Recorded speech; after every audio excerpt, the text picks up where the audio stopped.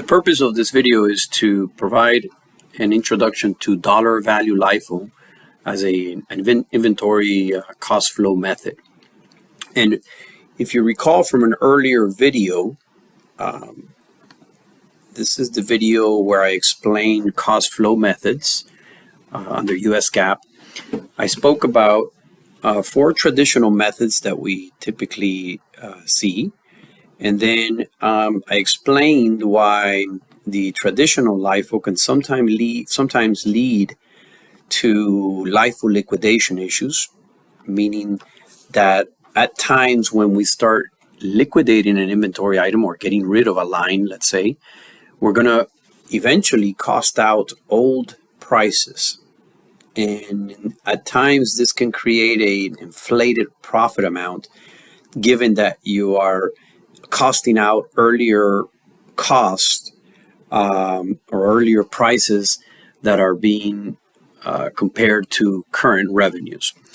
And when that's the case, I explained in that video, we have to disclose that, right?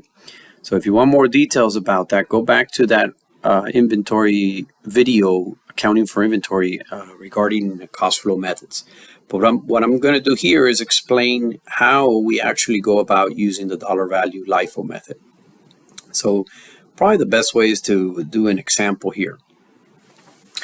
Assume that a company starts using dollar value LIFO as of the fiscal year X1. This is the decision that is made. So at the end of X1, we decide that we're going to start using dollar value LIFO, right? Now, part of the big difference between what the traditional methods are versus what dollar value LIFO is, one of those big differences is that when we're doing the traditional methods, we are focusing on tracking quantities of items purchased, quantities of items sold, etc. And with dollar value LIFO, we go away from that. Now, it doesn't mean that at an operational level, the business is not tracking these units. They are. But for financial reporting purposes, for the purposes of preparing those statements in accordance to GAAP, we are able to use a method like dollar value LIFO that instead of tracking quantities, we're going to be tracking dollar amounts. Okay, and this may not seem obvious at first, but let me illustrate what I mean by that. And then once I finish this illustration, I'll go back to this idea that we're tracking dollars as opposed to units, and you'll see what I mean exactly. All right, so assume again that the company has decided at the end of X1 that they're going to start using dollar value LIFO. So what that means is that for the end of the year, let's say that the company has $3.8 million in ending inventory. Now, this can come from your accounting system, your general ledger. This could have been reconciled from a physical count. Wherever all these things come from, this is the number that we're given. So for financial reporting purposes, that first year, we're going to just identify the ending inventory as 3.8 million. There's nothing crazy going on for the first year. It starts once we move forward from the first year. So for that first year, 12/31/X1, we'll use this 3.8 million as the ending inventory to compute cost of goods sold. So let me illustrate the next year, which has a little bit more items to it. So at the end of 12/31/X2, now the ending inventory is $5.4 million. And this again, I'm not concerned about how many units of product this relates to, right? So it's just the total amount. So because I'm tracking the total amount of dollars, I don't necessarily have to track the number of units themselves for this purpose. So let's say that during the year X2, prices went up 20%. So that's what this index will do. This index tells us by how much prices are changing each year. So if that's the case, then under dollar value LIFO, we have to do a quick little conversion here, okay? So look at these 3 columns. This is ending inventory at current prices. So this is directly from the general ledger or your accounting system. And then this ending inventory at base is us transforming this 5.4 million into a number based on base year prices. Okay, so that's based on prices in X1. So what we do is we take the 5.4 million divided by the 1.2, my bad, and then we get this number of 4.5 million. Okay, so what does this mean? This is a number that is of importance to us accountants, but not necessarily anybody else. This means that the inventory that I have now, which technically is valued at $5.4 million, would have been 4.5 million in X1 year prices.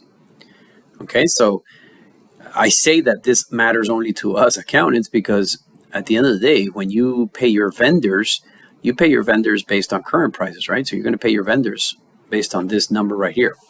But for our accounting, we do this transformation of this ending inventory into base year prices.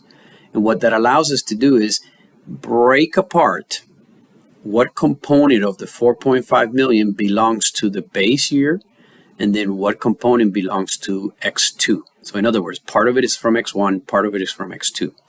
So the difference here, that's the change in base that I have here, that's $700,000. So if you notice, I put in here, sorry, I'm trying to get rid of that little thing. I guess it doesn't go away. But the idea is this $700,000 is the difference between 4.5 and 3.8. But the inventory at base year prices went up $700,000.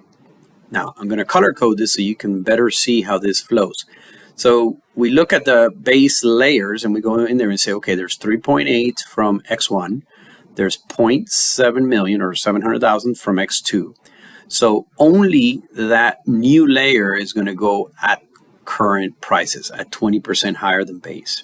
So that's what this math is right here. 700,000 times 1.2 gives me 840,000. And don't let the math don't let the math fool you here or trick you here. This is just how we approach it, and I'll explain why in a minute. Because what ends up happening is that at the end of the year, we get a different ending inventory according to dollar value LIFO. Okay, so let me add something here. This should be the ending inventory at dollar value LIFO. And what we have is we have the 3.8 from X1, plus we've added a layer of inventory. Okay, so this is building up inventories, the opposite of liquidating inventories. Remember that I mentioned that some of the issues that arise with traditional LIFO is the LIFO liquidation issues, right? So this necessarily is not a liquidation. This is just adding another layer. So what do I do with this number? Why is this useful to me? Okay. From the financial reporting perspective, I don't necessarily need to go quantify the number of units. I can use this information and it's GAAP compliant. So here I would get this 640,000, $4,640,000 inventory, estimated in the inventory, and I would use that to compute cost of goods sold. So, using my traditional perpetual inventory approach, beginning inventory plus your purchases gives you your goods available for sale. From this, I'm going to subtract the ending inventory that I just estimated, and then I get cost of goods sold. Now, there's something wrong here. This will go on my balance sheet, and then this will go on my income statement, right? So, as you can see, whatever revenues are, I made this up. So revenue is 15 million, whatever. Once you compute your cost of goods sold, that goes straight into your income statement to give you gross profit. And then from here, you subtract all the other expenses, right? So it's an easy way for us to be able to prepare the financial statements with a GAAP compliant inventory method. All right. Now, sometimes students get a little bogged down with the mechanics here. So for that purpose, I'm gonna do a couple more years of just different transactions so that you guys can see. All right, so let me do one at a time so we don't get confused. So assume that in X3, the year X3, the ending inventory ends up being 6.5 million. And that prices have gone up 30% since the base year. Okay, so listen to that very carefully. I'm always comparing the prices to the base year, not the year before, but the base year. So since X1, prices have gone up 30%.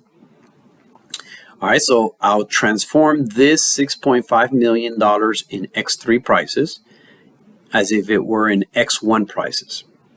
And when I do that, I get 5 million. So now I compare that to the one right before and say, okay, from last year, I added another layer of inventory, which is 500,000. So if you notice, and follow the colors here, notice how I have 3.8 from X1 in black. I have 700,000 from X2 in red. And now this new layer of 500,000 in blue. So it is this amount here that I'm going to price at 30% higher. Oops. It is this amount, the 500,000, that I'm going to price at 30% higher. So I do the 500,000 times 1.3, just like we did before. And that gives me now 3 layers of inventory. So now I have 3.8, I have the 840. Notice that this 840 is still the repriced one, the one that got priced at 20% higher. So that stays. And now we add the 650,000, which is a new layer. So this year, my ending inventory is 4,640,000 according to dollar value LIFO. All right. So that, I think this starts illustrating the idea of how we handle the dollars, right? It's called dollar value. And then now we got to remember that this is just a plain old LIFO, except that we're, last in, first out, but we're not necessarily doing the last in, first out with units.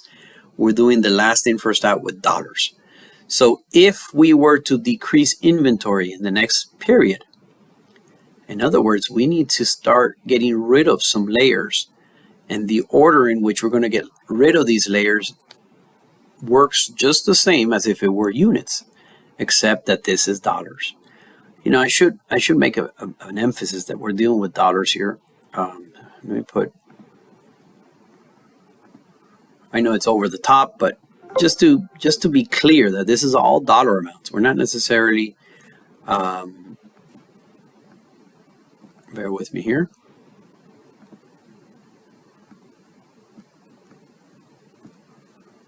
So naturally, these are dollars as well, right? And I'm doing this on purpose. I want you to really keep in mind that I am not tracking units here. And if we keep track of these dollar signs, and I'm sorry I'm not a little bit more diligent with that, then maybe it'll keep it in our brain, okay? All right, so if we were to liquidate inventories at this point, by the way, then we would start liquidating from the last one. This is LIFO, and the last one is X3.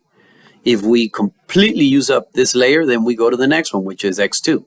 And then if we completely use up X2, then we go to 3.8. And I'll illustrate in a minute. Okay, so now that we've done a little bit of the mechanics, one of the things that I say here is that using dollar value LIFO helps us in coming up with these LIFO pools. It makes LIFO pools so much easier. Because when you were using traditional LIFO, when you create pools of different types of inventories, and by the way, you do that to try to mitigate liquidation, LIFO liquidation issues, sometimes it becomes cumbersome to redefine the pools when you get rid of an inventory item. Whereas with dollar value LIFO, it's not as difficult because you're no longer doing it with quantities, you're just doing it with dollars. So this 6.5 million, here's what I'm trying to say. This 6.5 million could be made up of a whole bunch of different types of inventory items. It doesn't have to be one type of inventory item. So if for some reason at some point we liquidate one item, one line within this, one type of inventory, then the effect is not as pronounced because we're averaging out everybody's effect here. Every different type of inventory item is being averaged out with this approach. So you won't have these hits on the financial statements based from LIFO liquidation issues. All right, let me bring up another one here so you can see where we're at. All right, so X4 now is when we have less inventory. So X4 ending inventory ends up being 5,670,000. Prices have gone up 35% since X1. So when we do the computation here, it gives me 4.2 million. Now, keep in mind, this is always compared to the last one, the year before, or the period before, whatever it is. It could be a quarter. In this case, we're doing years, but it could be a month, whatever the case may be. So notice how now this decreased. In other words, inventory went down. We liquidated some inventory. By how much? $800,000. Now, here's where you have to be careful, because this 800,000 at base year prices is going to come out of these layers right here. I mean, even possibly out of the base year, okay, if it's that large. But in this case, it's not that large. So notice what happens. If I'm going down $800,000, that completely gets rid of the 500,000 right here. Okay, keep in mind, you got to compare base year to base year. So this 800,000 eliminates completely the 500,000 here. And that still leaves us with 300 to get rid of from this layer. So notice how my next line here says I have 3.8 million, the base year, but now I only have 400 out of here, 400,000. Because I liquidated 500 from here, which eliminates the blue, and it liquidated 300 from the red. So it only leaves me 400 red. Okay, be careful following that. And that's why I color code this, because it just makes my life so much easier. If it helps you to use some highlighters or something like that as you're working, I highly encourage you to do that, because sometimes with the colors it can help us. All right, so what does that mean now? We no longer have an X3 inventory layer. Notice that. So we have fully liquidated blue, X3. We still have some of X2, and we still have all of X1. So now I'm just going to price only the red, which is X2, at X2 prices. Notice how I keep the index of that layer. So once a particular layer has an index, like 700 has 1.2, until you liquidate it, it keeps using that same index. And we will, for example, since we liquidated the 500,000, we will not use this index again. That's done. So now ending inventory at the end of the period is 3.8 plus 480, and that's 4.280. And again, where do we use this? We use this here to compute cost of goods sold, and then hence our income statement. And then this is the amount, by the way, this 4.28, this is the amount that will be reflected on the balance sheet for inventory. I don't know if I mentioned that when we first did this one here. I put balance sheet right here, and then I put income statement right here. But this is the number that you will see on the balance sheet for inventory. All right, let's do one more just so you get the idea here. But think about how this really just makes our life easier. It's a more efficient way to compute ending inventory and cost of goods sold. Finally, last year, 6.1 million. Prices have gone up 36%. So when you reduce that to base year prices, that's 4.5. I compare it to the last one, and notice how it went up 300,000. So now I'm going to have two layers, technically three. I have the base year layer. I have the 400,000 from X2. And now I have 300,000 from X5 here. And that's all that you will have. You don't have anything related to X3, and you don't have anything related to X4 because, well, in X4 it was liquidation, but we eliminated completely the blue or the X3. So when I do this math, 300,000 times 1.36, the current index, gives me 408. So now my ending inventory for X5, the year X5 is 3.8, 480 plus 408 from this year, which means 4.688 million. Okay, so make sure you watch this video after you've seen the introduction, or not the introduction, but the video where I explained the different type of cost flow methods. And you can appreciate how here we were constantly tracking quantities with this particular chart here. Whereas now with dollar value LIFO, we've gone away from tracking the units. We're treating all these ending inventory amounts as just one bulk amount of dollars, and it really makes it easier for us to compute ending inventory and cost of goods sold. This concludes the video on dollar value LIFO.